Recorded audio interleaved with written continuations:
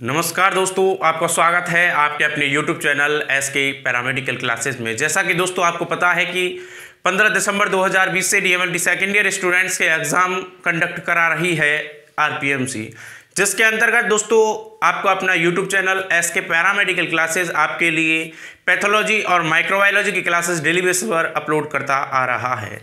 तो दोस्तों आज का जो अपना टॉपिक है, आज का जो अपना जो सब्जेक्ट से टॉपिक है वो है दोस्तों पैथोलॉजी सब्जेक्ट से, और जिसके अंदर आज अपन पढ़ने वाले हैं frozen section technique. Frozen section technique होती क्या है इसके बारे में आज अपन जानेंगे, इसको आज अपन परफॉर्म करेंगे। दोस्तों कई बार इसको एग्जाम में पूछा गया है, बहुत बार इसको एग्जाम में पूछा गया है। एक इंपॉर्टेंट टॉपिक के रूप में आपके सामने ये जो दिखता है वो है दोस्तों फ्रोजन सेक्शन टेक्निक। इसको दोस्तों आज अपन परफॉर्म करेंगे आपके अपने इस वीडियो के अंदर। इस वीडियो में अपन देखेंगे कि फ्रोजन सेक्शन टेक्निक अपन किस प्रकार से करते हैं। इसके अंदर दोस्तों स्टेनिंग भी होती है, उसे अपन किस प्रकार से करते हैं, वो सारी बातें आज अपन इस वीडियो के अंतर्गत करने वाले हैं। तो चलिए दोस्तों टाइम को ज़्यादा ना वेस्ट करते हुए आज का वीडियो स्टार्ट करते हैं और देखते हैं कि फ्रोजन सेक्शन टेक्निक आखिर होती क्या है। देखिएगा दोस्तों आज के अपने इस वीडियो के अंदर अपन फ्रोजन सेक्शन टेक्निक को इन कुछ बुलेट पॉइंट्स के माध्यम से इसको अपन सॉल्व करने की कोशिश करेंगे और देखेंगे इनको कि इन पॉइंटों के माध्यम से ये सारा का सारा जो फ्रोजन सेक्शन टेक्निक है इसको अपन परफॉर्म करेंगे। जिसके अंदर दोस्तों अपना जो फर्स्ट पॉइंट रहेगा वो रहेगा फ्रोजन सेक्शन बायोप्सी। जो टेक्निक होती है वो बायोप्सी के लिए ही की जाती है, तो इसीलिए सबसे पहले पढ़ेंगे अपन के फ्रोजन सेक्शन बायोप्सी क्या चीज होती है। सेकंड इसके अंदर जो अपना पॉइंट रहेगा, जो हेडिंग रहेगी वो रहेगी importance of frozen section. Frozen section का इंपोर्टेंस क्या होता है। नेक्स्ट अपना रहेगा कि इसका जो प्रिंसिपल है वो क्या होता है। फ्रोजन सेक्शन टेक्निक का जो प्रिंसिपल होता है, बायोप्सी का जो प्रिंसिपल होता है वो किस बेस पर आधारित होता है, किस प्रकार से वो कार्य करता है। लास्ट इसके अंदर नेक्स्ट पॉइंट रहेगा प्रोसीजर की। इस फ्रोजन सेक्शन टेक्निक यानी कि फ्रोजन सेक्शन बायोप्सी जो अपन करते हैं इसके अंदर प्रोसीजर क्या होता है, हमें सबसे पहले क्या करना होगा, उसके बाद क्या करना होता है, वो सारी चीजें अपन इसके प्रोसीजर के अंदर पढ़ेंगे। उसके बाद में दोस्तों इसके अंदर अपन करते हैं इसकी स्टेनिंग, और स्टेनिंग में इसके अंदर अपन एक मेथड प्रयोग करेंगे हेमेटोक्सिलाइन मेथड, जिसके अंदर दोस्तों अपन देखेंगे इसका इंट्रो देखेंगे, रिजल्ट देखेंगे, एडवांटेज डिसएडवांटेज देखेंगे, एंड दोस्तों एक फ्रीजिंग करके एक पॉइंट देखेंगे अपन की फ्रीजिंग इसकी क्या क्या हो सकती है और फ्रीजिंग के मेथड क्या हो सकते हैं। वो सारी चीजें आज के इस टॉपिक, इस वीडियो, इस लेक्चर के अंदर अपन डिस्कस करने वाले हैं। सो दोस्तों एक इंपॉर्टेंट टॉपिक है, सो आप लास्ट तक बने रहें ताकि आपको ये टॉपिक अच्छे से समझ में आ सके। और दोस्तों फर्स्ट हेडिंग लगाएं आप, फ्रोजन सेक्शन बायोप्सी होती क्या है। इस चीज को one by one, point by point अपन इसको पढ़ने की कोशिश करेंगे। चलिए दोस्तों फर्स्ट हेडिंग लगाएं फ्रोजन सेक्शन बायोप्सी। देखिएगा दोस्तों अपना इसके अंदर जो फर्स्ट पॉइंट है वो है फ्रोजन सेक्शन बायोप्सी। इसके अंदर देखिएगा फर्स्ट पॉइंट दोस्तों अपन इस फॉर्मेट से जो अपन पढ़ रहे हैं, अगर आप इसी फॉर्मेट से आप अपने एग्जाम में इनको परफॉर्म करते हैं, सबसे पहले आप उस टॉपिक का नाम लिखेंगे कि फ्रोजन सेक्शन टेक्निक। उसके बाद में दोस्तों आपको एग्जाम के अंदर क्या करना है, फर्स्ट पॉइंट लगाएंगे फ्रोजन सेक्शन बायोप्सी क्या चीज होती है। उसके अंदर ये 2 से 3 पॉइंट्स को एक्सप्लेन करेंगे और देखिएगा इसका फर्स्ट पॉइंट क्या कहता है। Frozen section procedure is a pathological laboratory procedure. ये जो प्रोसीजर होता है वो पैथोलॉजिकल लेबोरेटरी का प्रोसीजर होता है to perform rapid microscopic analysis of a specimen. इसको अपन परफॉर्म करते हैं माइक्रोस्कोपिक एनालिसिस, माइक्रोस्कोपिक एनालिसिस, और वो किस काम के लिए आता है, रैपिड माइक्रोस्कोपिक एनालिसिस करना हो तो हमें फ्रोजन सेक्शन बायोप्सी का यूज करना होता है। इसके अंदर क्या होता है कि जो ये प्रोसीजर है वो पैथोलॉजिकल लेबोरेटरी के अंदर ये प्रोसेस किया जाता है, इसीलिए इसे कह दिया गया है प्रोसीजर को। Procedure is a pathological laboratory procedure to perform rapid microscopic analysis of a semen। किसी भी सीमन का, किसी जो सीमन हमारे पास में आया, स्पेसिमेन, सॉरी सीमन नहीं, स्पेसिमेन जो हमारे पास में आया है उसके माइक्रोस्कोपिक एनालिसिस के लिए, वो भी कैसा microscopic analysis, rapid microscopic analysis के लिए उस स्पेसिमेन के रैपिड माइक्रोस्कोपिक एनालिसिस के लिए इस फ्रोजन सेक्शन बायोप्सी का क्या किया जाता है, यूज किया जाता है। सेकंड पॉइंट देखिएगा, it use is most often in oncological surgery. जो कोलॉजिकल जो सर्जरी होती है, कैलोलॉजिकल जो सर्जरीज होती हैं उसके अंदर बहुत ही ज्यादा इसको यूज में लिया जाता है। सेकंड पॉइंट देखिएगा, the technical name of for this procedure. इस प्रोसीजर के लिए जो टेक्निकल नेम दिया गया है वो होता है क्रायोसेक्शन। क्रायो सेक्शन, ये चीजें आप ध्यान रखना, क्रायो सेक्शन, रैपिड माइक्रोस्कोप, ठीक है, कोलॉजिकल सर्जरीज इनका यूज में लिया जाता है। ये सारे नाम्स अगर आपको याद होंगे तो थोड़ा बहुत आप इसको कनेक्ट कर पाएंगे। फटाफट से आप इसका स्क्रीनशॉट लें और नेक्स्ट हेडिंग लगाएं, importance of frozen section. Next heading, importance of frozen section. देखिएगा दोस्तों, अपनी जो नेक्स्ट इसके अंदर जो हेडिंग है वो है इंपोर्टेंस ऑफ फ्रोजन सेक्शन। इसके अंदर अपना जो फर्स्ट पॉइंट है वो देखिएगा, it is an important feature that is needed in hospital to assist with the diagnosis of the lesion या फिर damage and the extent of the damage during surgery. देखिएगा, एक इंपॉर्टेंट फीचर होता है, ठीक है, इज नीडेड इन हॉस्पिटल, इसकी जो आवश्यकता होती है वो हॉस्पिटल्स में होती है, टू असिस्ट यानी हेल्प करने में, with the diagnosis of damage, जहां कहीं पर भी हमें जिसका डायग्नोसिस करना होता है, जहां कहीं डैमेज हुआ है उसका जो अपन डायग्नोस करते हैं, उसके लिए इसे ये असिस्ट करने में क्या होता है, बहुत ही महत्वपूर्ण होता है। And take extent of the lesion during surgery, और क्या करता है ये सर्जरी के दौरान इसकी क्या करता है, हेल्प करता है। सेकंड पॉइंट देखिएगा, the cryostat is a device use to freeze human tissue specimen. जो इसके अंदर अपन ह्यूमन टिश्यू स्पेसिमेन जो लेते हैं उसको क्या करने के लिए, फ्रीज करने के लिए क्रायोस्टेट का क्या करते हैं अपन, यूज करते हैं, जो कि क्या होता है, एक उपकरण होता है। And to cutting micro sections, और किसके काम आता है, माइक्रो सेक्शन कटिंग करने के काम आता है। फटाफट से आप ये सेकंड पॉइंट लिखें, importance of freezing, importance of frozen section, और थर्ड अपनी जो हेडिंग रहेगी वो रहेगी इसका प्रिंसिपल क्या होता है। फटाफट से इसका स्क्रीनशॉट ले लें और नेक्स्ट हेडिंग लगाएं, प्रिंसिपल। देखिएगा दोस्तों, इसका प्रिंसिपल क्या कहता है, इसका प्रिंसिपल बताएगा कि आपको ये होता क्या है फ्रोजन सेक्शन टेक्निक। देखिएगा, इसका फर्स्ट पॉइंट आप, the frozen section is rapid tissue section by cooling the tissue with the help of cryostat. देखिएगा, frozen section is a rapid tissue section होता है बाय कूलिंग, ठंडा करने का, the tissue with the help of cryostat. आपसे दोस्तों इसको भी पूछा जा सकता है 5 नंबर में कि क्रायोस्टेट क्या होता है। आप इसको राइट कर लेना, लिख लेना, या फिर मैं खुद भी कोशिश करूंगा कि अपने ग्रुप्स में इस चीज को अब बता सकूं आपको और इसका नोट्स आपके लिए दे सकूं। To provide immediate report of the tissue sample, cryostat के द्वारा इसको क्या किया जाता है, कूल किया जाता है रैपिड टिश्यू सेक्शन को, और ये प्रोवाइड कराता है इमीडिएट यानी कि तुरंत की तुरंत report of the tissue sample का। सेकंड देखिएगा, the cryostat is the instrument to freeze the tissue and also to cut the frozen tissue for microscopic section. देखिएगा, क्रायोस्टेट जो होता है ये एक इंस्ट्रूमेंट होता है जो फ्रीज करने का कार्य करता है, and also to cut the frozen tissue, और फ्रोजन टिश्यू को काटने और microscopic section for microscopic section के लिए इसका क्या करते हैं, यूज करते हैं। क्रायोस्टेट एक इंस्ट्रूमेंट होता है जो कि फ्रीज करने का कार्य करता है और काटने में सहायता करता है फ्रोजन टिश्यू को, किसके लिए, माइक्रोस्कोपिक सेक्शन के लिए। फटाफट से दोस्तों आप ये प्रिंसिपल लिखें, सेकंड पॉइंट लगाएं, 4 पॉइंट प्रोसीजर, कि इसका प्रोसीजर क्या होता है वो देखते हैं। फटाफट से स्क्रीनशॉट ले लें। चलिए देखिएगा दोस्तों, इसका 4 पॉइंट है अपना प्रोसीजर। इसका प्रोसीजर क्या कहता है वो देखिएगा, अच्छे से समझे दोस्तों।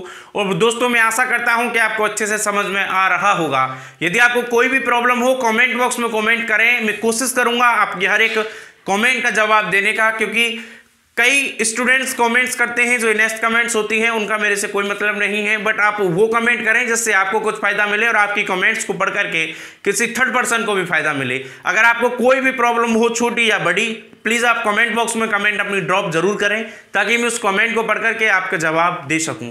देखिएगा दोस्तों, इसका प्रोसीजर क्या कहता है, select repair sensitive area of tissue, term on longer than 2 लंबाई, चौड़ाई और वाइडनेस उसकी कितनी होती है, 2 होनी चाहिए। सेकंड पॉइंट देखिएगा, place it on specimen holder with the embedding medium में इसको क्या रखना है, हमने स्पेसिमेन ले लिया, जो टिश्यू है उसको ट्रिम कर लिया लॉन्गर देन 2 में, और फिर उसे हमें प्लेस करना है एम्बेडिंग मीडियम के अंदर, ठीक है। थर्ड पॉइंट देखिएगा, freeze by keeping on cryostat was 5 to 20 degree centigrade पर, ठीक है। सेकंड देखिएगा, fix the specimen holder to check if properly placed and locked. इसको क्या करना है, फिक्स करना है स्पेसिमेन को और चेक करना है कि क्या प्रॉपरली वो प्लेस्ड हो गया है या फिर वो लॉक्ड हुआ है या नहीं हुआ है। सेकंड देखिएगा, retract the specimen holder position till the knife touches blocks, ठीक है। सेकंड पॉइंट देखिएगा, position the anti roll plate. Position कैसी होनी चाहिए, एंटी रोल प्लेट के अंदर होनी चाहिए। कट सेक्शन कट करना है। Fix the section on slide and stain it. उस सेक्शन को जो हमने कट किया है उसको स्लाइड पर क्या करना है, फिक्स करना है और उसके बाद में उसे स्टेन करना है। ये होता है इसका प्रोसीजर। अब बात करते हैं दोस्तों किसकी स्टेनिंग जो अपन करते हैं वो किस प्रकार से करते हैं। फटाफट से आप हेडिंग लगाएं स्टेनिंग और इसका स्क्रीनशॉट ले लें। हेडिंग लगाएं दोस्तों स्टेनिंग। देखिएगा दोस्तों स्टेनिंग के बारे में अपन पढ़ेंगे, पहले ये चीज देखते हैं। दोस्तों मैं आपसे फिर कहना चाहूंगा कि यदि आपको कोई भी प्रॉब्लम हो, किसी भी टॉपिक से रिलेटेड हो, जितने भी टॉपिक्स मैं अब तक करा चुका हूं उनमें से कोई भी प्रॉब्लम हो, प्लीज आप उस प्रॉब्लम को हमारे कमेंट बॉक्स में ड्रॉप जरूर करें ताकि हमें पता चल सके कि कहां आप लोगों को प्रॉब्लम्स आ रही हैं। और दोस्तों मैं हर बार अब ऐसा किया करूंगा, संडे के दिन कमेंट बॉक्स रखा करूंगा, जिसके दिन दोस्तों 7 दिन की जितनी भी जो कमेंट्स हैं जो मुझे लगता है कि मुझे पर्सनली उन स्टूडेंट्स तक पहुंचानी चाहिए, उनको बताना चाहिए कि इसमें आपको क्या दिक्कत है, क्या दिक्कत नहीं है, या फिर आपका कोई क्वेश्चन होगा तो उसका आंसर क्या होगा, उस चीज़ को मैं बताने की उस संडे कमेंट बॉक्स में कोशिश करा करूंगा। तो इसीलिए दोस्तों आप जितनी ज़्यादा से ज़्यादा कमेंट्स अपन ड्रॉप कर पाएंगे तो उतनी से ज़्यादा मैं आपको उनका जवाब दे पाऊंगा। सो प्लीज़ दोस्तों आपसे फिर से मेरी एक ही रिक्वेस्ट है कि आपकी जितनी भी प्रॉब्लम्स हो, चाहे वो छोटी हो चाहे वो बड़ी हो, उनको हमारे कमेंट बॉक्स में कमेंट जरूर करके बताएं कि आपको क्या प्रॉब्लम है।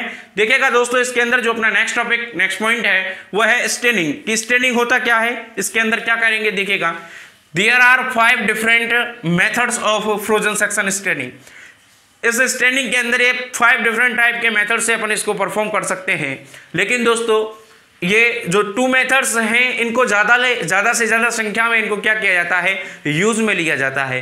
वो कौन कौन से मेथड्स हैं, फर्स्ट है दोस्तों hematoxylin staining method and polychrome methylene blue method, ठीक है। इन 2 मेथड्स को अपन ज़्यादा यूज में लेते हैं स्टेनिंग के अंदर, है ना। बट आज अपन जो बात करेंगे वो केवल और केवल इसी के बारे में बात करेंगे, आपको इसी से इसको समझाने की कोशिश करेंगे।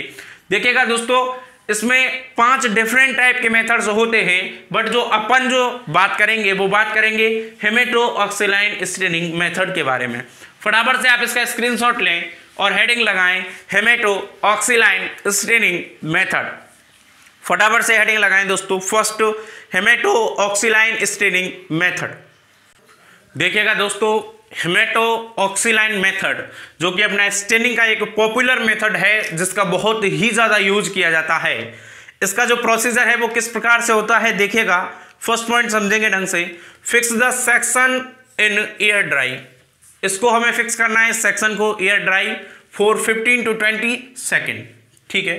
And in 10% formalin alcohol for 30 to 60 second. और एयर ड्राई के लिए 15 से 20 सेकंड के लिए इसे क्या करना है, फिक्स करना है। और 10% फॉर्मलिन के अंदर हमें फॉर्मलिन एल्कोहल के लिए के अंदर रखना है, वो भी 30 to 60 सेकंड के लिए।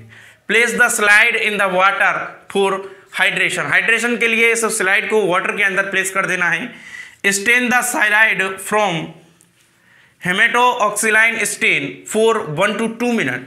1 से 2 मिनट के लिए हेमेटोएक्सिलाइन स्टेन के से हमें इसको क्या करना है, स्टेन करना है। Wash the running tap water, इस स्लाइड को वॉश करना है under running tap water for 5 to 10 second, 5 से 10 सेकेंड के लिए।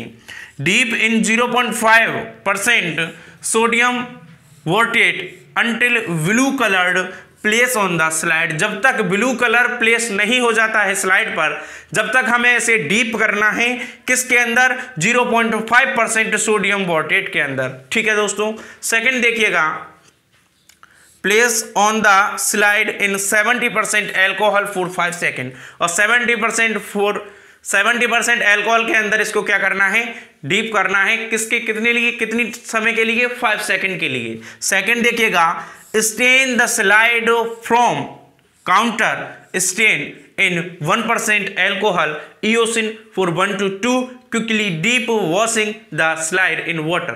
देखिएगा, स्टेन द स्लाइड जो हमने जो स्टेन की हुई है from counter stand in 1% alcohol, 1% alcohol eosin for 1 to 2 quickly deep यानी कि अंदर बाहर जो अपन करते हैं वो क्विकली डीप 1 से 2 करने हैं, और wash the slide in water, और वाटर के अंदर इस स्लाइड को हमें क्या करना है, वॉश करना है। देखिएगा, dehydrate the slide with increasing concentration of the alcohol की जो कंसंट्रेशन है वो इंक्रीजिंग कंसंट्रेशन के अंदर हमें इसको क्या करना है, डिहाइड्रेट करना है।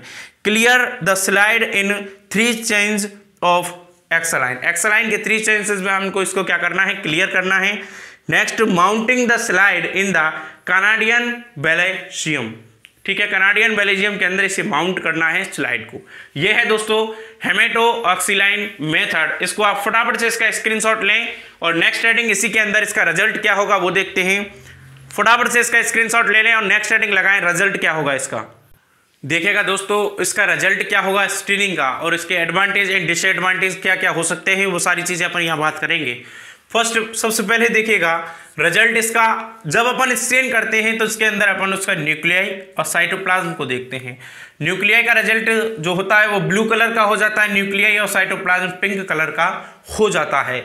ये होता है उसका रिजल्ट यानी स्टेनिंग करने के बाद में हमें उसके अंदर अपीयर करना है कि क्या उसका न्यूक्लियाई ब्लू कलर का हुआ है, क्या उसका साइटोप्लाज्म पिंक कलर का हुआ है, तो ये होता है प्रॉपर स्टेनिंग। ठीक है, इसके एडवांटेज और डिसएडवांटेज क्या क्या हो सकते हैं। देखिएगा, फर्स्ट पॉइंट एडवांटेज के अंदर it is help in the quickly diagnosis. ये यानी कि अगर आपको जल्द से जल्द डायग्नोसिस करना है, यदि आपको जल्द से जल्द उसका निवारण करना है, तो आप उसके लिए अपन इस टेक्निक का प्रयोग कर सकते हैं। It is help in the quickly diagnosis. ये क्विक डायग्नोसिस में क्या करता है, हेल्प करता है। डिटेक्शन ऑफ द लिपिड, अगर आपको लिपिड का डिटेक्शन करना है तो आप इस टेक्निक का यूज कर सकते हैं। इसमें क्या होता है, ये डिटेक्ट कर देता है किसको, लिपिड को। Second, urgent diagnosis during surgery, अगर किसी की सर्जरी हो रही है, यानी अगर किसी को सर्जरी की जा रही है और उसके लिए किसी डायग्नोसिस की क्या हो, अर्जेंट रिक्वायरमेंट हो, तो उसके लिए इस टेक्निक का अपन क्या कर सकते हैं दोस्तों, यूज कर सकते हैं। यानी कि सही मायने में कहें तो यानी सबसे बेहतर जो अपन इसका यूज कर सकते हैं वो इसके लिए यूज कर सकते हैं। जल्द से जल्द अगर आपको किसी भी चीज़ का डायग्नोसिस करना है, जल्द से जल्द आपको अगर डायग्नोसिस करना है तो आप इस टेक्निक का यूज करें, आपको जल्द से जल्द रिजल्ट देगा, प्रॉपरली अच्छा रिजल्ट देगा। देखिएगा, इसके डिसएडवांटेज भी होते हैं। जहां आपको एडवांटेज मिलेंगे वहां उसके डिसएडवांटेज भी प्रॉपरली रूप से मिल पाएंगे, क्योंकि हर चीज, कोई भी चीज हुई वो परफेक्ट नहीं हो सकती। कहीं ना कहीं किसी भी चीज में कहीं ना कहीं क्या हो सकती है, कमियां हो सकती हैं। तो ऐसे ही इसके अंदर भी इसके डिसएडवांटेज होते हैं। देखिएगा, due to the lack of embedding क्या होता है, एक मीडियम का नाम बताया था, एक सब्सटेंस है। Structure is damage when taken on cutting. ठीक है, लैक ऑफ एम्बेडिंग, इसकी कमी के कारण क्या होता है, structure of the damage when taken on the cutting के अंदर क्या हो जाते हैं, वो डैमेज हो जाते हैं। कटिंग करते समय वो डैमेज हो जाते हैं स्ट्रक्चर्स। ठीक है, प्रॉपर्ली वो स्ट्रक्चर्स जो होते हैं वो हमें फाइंड नहीं होते हैं, कुछ ना कुछ वहां से क्या होता है, उनके किनारे वगैरह जो एजेस होते हैं उनमें क्या हो जाते हैं, डैमेज हो जाते हैं। सेकेंड पॉइंट देखिएगा, it does not provide serial and serial sections. Serial यानी कि क्रमबद्ध और सीरियल सेक्शन यानी कि क्रमवार सीरीज नहीं दे पाते हैं। इससे जब अपन इससे कटिंग करते हैं तो वो जो सीरियलिटी में जो कटिंग होती है वो कटिंग हमारे लिए प्राप्त नहीं हो पाती है। सेकेंड पॉइंट देखिएगा, due to having an unfixed tissue, किसी अनफिक्स्ड टिश्यू होने के कारण tissue sections staining also does not occurs properly इसकी स्टेनिंग नहीं हो पाती है। क्यों नहीं हो पाती है, क्योंकि जब अपन इसकी जो कटिंग करते हैं उस कटिंग के अंतर्गत क्या होता है, इसके जो एजेस होते हैं या फिर जो इसके शेप्स होती हैं वो क्या हो जाती हैं, डैमेज हो जाती हैं, और इसी कारण कोई प्रॉपर स्टेन नहीं हो पाती हैं, और इसी कारण अपन इसके अंदर क्या नहीं देख सकते हैं, प्रॉपर स्टेनिंग नहीं देख सकते हैं, प्रॉपर स्टेनिंग नहीं दिखाई देती है। ये दोस्तों रिजल्ट एडवांटेज डिसएडवांटेज हुए, आप इसका स्क्रीनशॉट लें फटाफट से और नेक्स्ट हेडिंग लगाएं फ्रीजिंग टेक्निक, जो अपन यहाँ बार बार पढ़ते आ रहे हैं, फ्रीजिंग। अब अपन उसके बारे में बात करेंगे। फ्रीजिंग टेक्निक, फटाफट से स्क्रीनशॉट लें इसका और लगाएं हेडिंग फ्रीजिंग टेक्निक। देखिएगा दोस्तों, फ्रीजिंग टेक्निक इसका अपना लास्ट टॉपिक है आज के इस लेक्चर का, बट एक अच्छा टॉपिक है जितना भी हमने जो पढ़ा है इसके अंदर एक कॉमन वर्ड आपने पढ़ा फ्रीजिंग और क्रायोस्टेट, ठीक है। इसके बारे में भी अपन बात करेंगे। देखिएगा फ्रीजिंग टेक्निक के अंदर सबसे पहला अपना जो ये है लिक्विड नाइट्रोजन जो होता है वो -190 डिग्री सेंटीग्रेड पर इसे अपन फ्रीज कर सकते हैं। Isopentane coated by the liquid nitrogen 150 degree centigrade पर इसे फ्रीज। ड्राई आइस जो होती है वो -70 डिग्री सेंटीग्रेड, और कार्बन डाइऑक्साइड गैस जो होती है वो -70 डिग्री सेंटीग्रेड, और एरियोसोल स्प्रियस जो होता है वो -50 डिग्री सेंटीग्रेड पर इन्हें क्या किया जा सकता है, फ्रीज किया जा सकता है। Method for suitable freezing, freezing के लिए मेथड कौन कौन से यूज में लिए जाते हैं आपने पढ़ा है कई बार, अपना इसी लेक्चर के अंदर बात की है। क्रायोस्टेट जिसका अपन सबसे ज्यादा यूज किया है। देखिएगा माइक्रोटोन भी आपने पढ़ा होगा। माइक्रोटोन कई बार मैं आपको बता चुका हूं, एक नाइफ होता है माइक्रोटोन जो कि टिश्यू सेक्शंस को काटने के लिए काम में लिया जाता है। Microtome is inside the chamber, ये जो क्रायोस्टेट जो होता है वो microtome is inside the chamber and microtome is in under constant temperature control, ठीक है। सेकेंड है इसके अंदर फ्रीजिंग माइक्रोटोन। फ्रीजिंग माइक्रोटोन क्या होता है, टिश्यू फिक्स कर देता है टिश्यू को सेपरेटली, ठीक है। Microtome is not the under temperature control, ये अंडर टेम्परेचर कंट्रोल में क्या नहीं होता है, नहीं होता है। ये है अपना आज का टॉपिक पूरा फ्रीजिंग पढ़ लिया, स्टेनिंग पढ़ ली एंड अपन ने पढ़ा था आज फ्रोजन सेक्शन टेक्निक। दोस्तों आज के लिए इतना ही, फिर मिलेंगे अपने नेक्स्ट वीडियो में किसी नए एक और अच्छे टॉपिक के साथ में जो कि आप सभी को एग्जाम में कुछ ना कुछ हेल्प करने की कोशिश करेंगे। दोस्तों जितने भी टॉपिक्स मैं अभी तक यहां डिस्कस कर चुका हूं उनमें से केवल और केवल वही टॉपिक्स मैं यहां डिस्कस कर रहा हूं जो लगता है कि कई बार पूछे गए हैं, जो कई बार वाकई में पूछे गए हैं, जो इंपॉर्टेंट रोल रखते हैं अपना, जो कि अच्छा वेटेज रखते हैं इस एग्जाम के अंदर। तो इसीलिए दोस्तों आपने जितनी भी वीडियोज अभी तक अपलोड की हुई हैं, माइक्रोबायोलॉजी की हो चाहे वो पैथोलॉजी की हो, सारी की सारी इंपॉर्टेंट वीडियोस हैं, सारे के सारे इंपॉर्टेंट लेक्चर्स हैं। मेरी आपसे एक ही रिक्वायरमेंट रहती है और मैं शायद आपसे हर बार कहता आया हूं कि दोस्तों किसी भी टॉपिक को कहीं से भी पढ़ें, लेकिन पढ़ें इस तरीके से कि आपको वो अच्छे से समझ में आ सके, आगे चल के वो आपके काम आ सके, आपके एग्जाम में वो थोड़ी बहुत हेल्प कर सके। तो दोस्तों आज के लिए इतना ही, फिर अपने नेक्स्ट वीडियो में मिलते हैं। आपसे एक और विनती है कि आप यदि हमारे YouTube चैनल पर नए हों तो प्लीज़ इसे सब्सक्राइब कर बेल आइकन को प्रेस करके ऑल के बटन पर क्लिक कर दें, और यदि दोस्तों अभी तक आपने इस वीडियो को लाइक नहीं किया है तो प्लीज़ इसे लाइक कर दें, और अपने दोस्तों में शेयर नहीं किया है तो प्लीज़ इसे शेयर भी कर दें ताकि आपके और भी साथी हमसे जुड़ सकें और अपनी एग्जाम की तैयारी अच्छे से कर सकें। थैंक यू सो मच दोस्तों।